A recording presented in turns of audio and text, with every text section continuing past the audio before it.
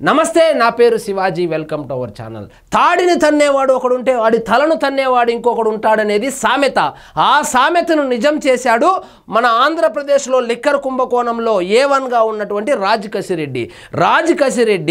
జగన్మోహన్ రెడ్డి గారికి కూడా తెలియకుండా ఈ లిక్కర్ కుంభకోణంలో వచ్చినటువంటి కమిషన్ల డబ్బులు ఏవైతే ఉందో దాంట్లో ప్రతి కమిషన్లోనూ కొంత నొక్కేసేవాడు ఆ నొక్కిన డబ్బులతో ఈయన సినిమాలు తీశాడు రియల్ ఎస్టేట్ వ్యాపారాలు చేశాడు హవాలా చేశాడు అదే విధంగా ఒక ఎలక్ట్రికల్ బైక్ ను తయారు చేసి మ్యానుఫ్యాక్చరింగ్ కంపెనీని కూడా పెట్టాడంటే తాడిని తన్నేవాడి యొక్క తలను కూడా తన్నాడు ఈ రాజ్ కసిరెడ్డి జగన్మోహన్ రెడ్డి 32 కేసులు 33 కేసుల్లో A1 గా ఉంటే ఆంధ్రప్రదేశ్ లో లిక్కర్ కుంభకోణంలో A1 గా ఉన్నటువంటి రాజ్ కసిరెడ్డి ఆయనకి రావాల్సినటువంటి కమిషన్లలోనే కొంత కొట్టేశాడంటే ఇక చూసుకోండి మళ్ళా ఎంత కుంభకోణం జరిగిందో నా ఫ్లాట్ లో డబ్బులు దాచేవారు వైసీపీ ఓడిపోగానే తీసుకెళ్లారు ఈ రాజ్ కసిరెడ్డి ఎవరైతే ఉన్నారో జగన్మోహన్ రెడ్డి గారికి అందవలసినటువంటి కమిషన్ల డబ్బులు పెద్దిరెడ్డి మిథున్ రెడ్డికో లేకపోతే చెవిరెడ్డి భాస్కర్ రెడ్డికో అప్పజెప్పేవాడని చెప్పి చాలా వీడియోల్లో మనం చర్చించుకున్నాము వాళ్లకు అప్పజెప్పడానికి ముందుగా కొంత నొక్కేసేవాడు ఆ నొక్కేసిన డబ్బులను ఆయన ఎంప్లాయీగా పెట్టుకున్నటువంటి బెహ్రూన్ షాజిల్ షేక్ ఈయన A47 ఈ లిక్కర్ కుంభకోణానికి సంబంధించి A47 గా ఉన్నటువంటి బెహ్రూన్ షాజిల్ షేక్ ఈయన నెల్లూరు వాసి ఆయన ఫ్లాట్ లో పెట్టేవాడు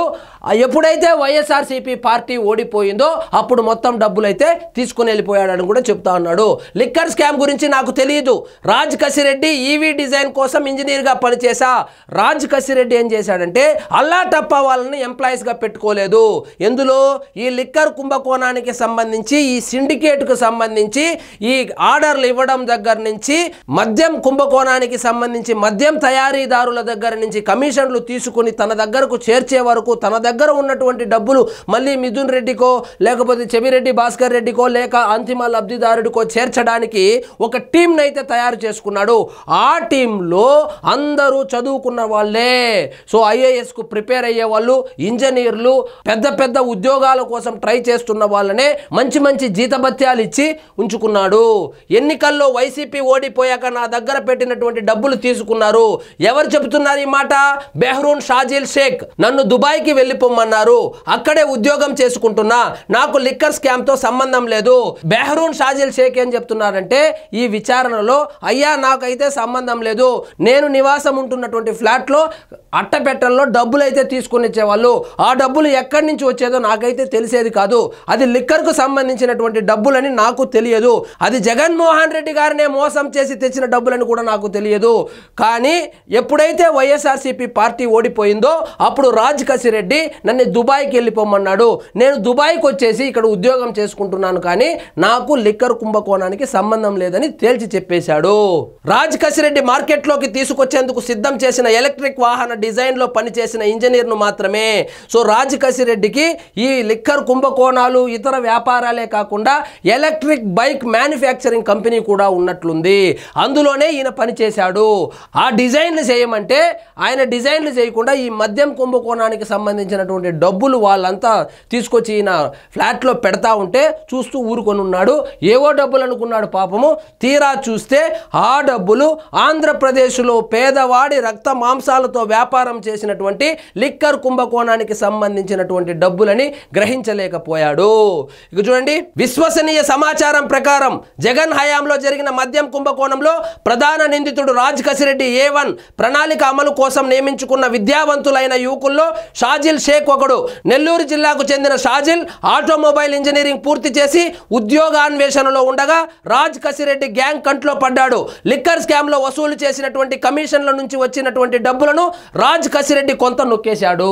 సో రాజ్ కసిరెడ్డి లిక్కర్ కుంభకోణంలో A1 గా ఉన్నటువంటి రాజ్ కసిరెడ్డి జగన్మోహన్ రెడ్డి గారికి తెలియకుండా పెద్దిరెడ్డి మిథున్ రెడ్డి గారికి తెలియకుండా అదేవిధంగా చెవిరెడ్డి భాస్కర్ రెడ్డి గారికి తెలియకుండా కొంత మొత్తాన్ని నొక్కేశాడు ఆ నొక్కేసి నొక్కేసినటువంటి డబ్బుల్లో సొంత వ్యాపారాలు చేసుకున్నాడు. సో జగన్మోహన్ రెడ్డి గారు ఇప్పుడు గనుక చూస్తే A1 నుంచి A47 A50 వరకు ప్రతి ఒక్కరూ కూడా జగన్మోహన్ రెడ్డి గారికి తెలియకుండా అంతో ఇంతో నొక్కేసి సొంత సంస్థల్లో పెట్టుబడులు పెట్టుకున్న వాళ్ళే, బినామీ కంపెనీలు పెట్టుకున్న వాళ్ళే, హవాలాలు చేసిన వాళ్ళే. అంటే జగన్మోహన్ రెడ్డి గారికి 100 రూపాయలు వెళ్ళవలసి ఉండగా ఆ 100 రూపాయల్లో కూడా ఆయన 10% కమిషన్ రూపంలో వీళ్ళకే ఇచ్చాడు. ఆ 10% కమిషన్లు కాకుండా జగన్మోహన్ రెడ్డి గారికి తెలియకుండా దొంగ లెక్కలు చెప్పి ఆ మద్యం కుంభకోణంలో వచ్చినటువంటి డబ్బులు ఏవైతే ఉన్నాయో కనపడిన వాడు కనపడినట్లు దొరికిన కాడికి దొరికినంత దోచేసుకున్నారు. వాస్తవంగా వైఎస్ షర్మిల గారు చెప్పినట్లు ఇది 3,500 కోట్ల రూపాయల కుంభకోణం కాదు, దాదాపు 1,00,000 కోట్ల కుంభకోణం అయితే ఆంధ్రప్రదేశ్లో జరిగింది. ఆ అంతిమ లబ్ధిదారుడు ఎవరనేది మనకు తెలుసును. సో అంతిమ లబ్ధిదారుడికి ఎంత చేరిందో తెలియకపోగా ఈ మధ్యలో ఈ కుంభకోణంలో ప్రమేయం ఉన్నటువంటి ప్రతి ఒక్కరూ అందిన కాడికి దోచుకున్నారు. సో ఇదండి ఈరోజు మన టాపిక్. మీకు ఈ వీడియో నచ్చినట్లయితే లైక్ చేయండి, షేర్ చేయండి, ఛానల్ మాత్రం సబ్స్క్రైబ్ చేసుకోవడం మర్చిపోవద్దు.